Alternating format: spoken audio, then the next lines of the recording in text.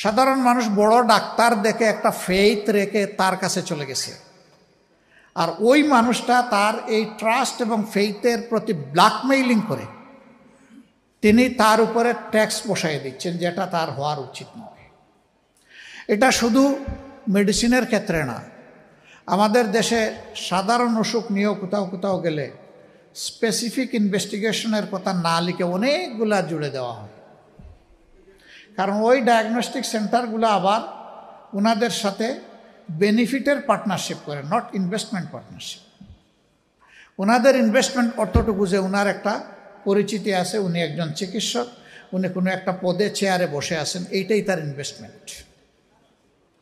এখন তিনি ওখান থেকে হয় পার্সেন্টেজ পাবেন, না হয় এই ধরনের কমিশন পাবেন, একটা কিছু তিনি বুক করবেন।